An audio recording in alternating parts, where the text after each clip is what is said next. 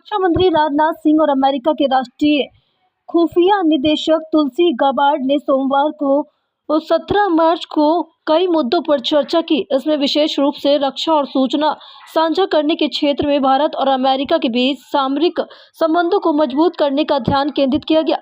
सूत्रों की बताएं तो इस मीटिंग में दौरान भारत की तरफ से खालिस्तान आतंकवादी और प्रतिबंध संगठन और साथ ही 6 फॉर जस्टिस SFJ के प्रमुख आपको बताते चले गुरपतवंत सिंह और साथ ही पन्नों का भी मामला उठाया गया और साथ ही खालिस्तान आतंकवादी पन्नों के नेतृत्व में वाले संगठन सिख फॉर जस्टिस पर भारतीय सरकार ने प्रतिबंध लगाया।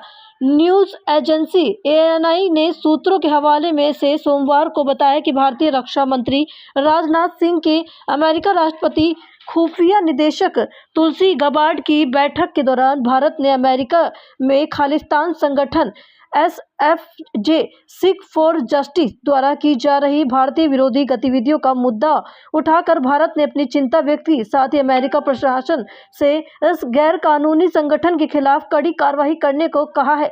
गबार्ड भारत की 2.5 दिन की यात्रा पर रविवार तड़के राष्ट्रीय राजधानी दिल्ली आई। यह अमेरिका के राष्ट्रपति डोनाल्ड ट्रंप के प्रशासन और किसी शीर्ष अधिकारी की भारत की पहली उच्च स्तरीय यात्रा है।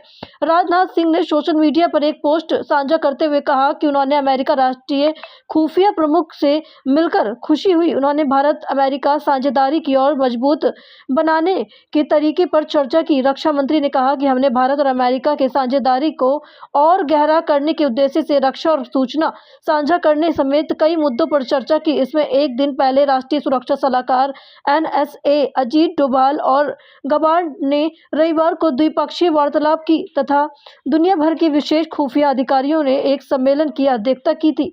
ऐसा माना जा रहा है कि डोभाल और गबार्ड ने आमने सामने की बैठक में भारत अमेरिका वैश्विक रणनीति साझेदारी के अनुरूप मुख्य रूप से खुफिया जानकारी साझा करने के तंत्र को मजबूत करने और सुरक्षा क्षेत्र को मिलकर काम करने के तरीके पर चर्चा की है।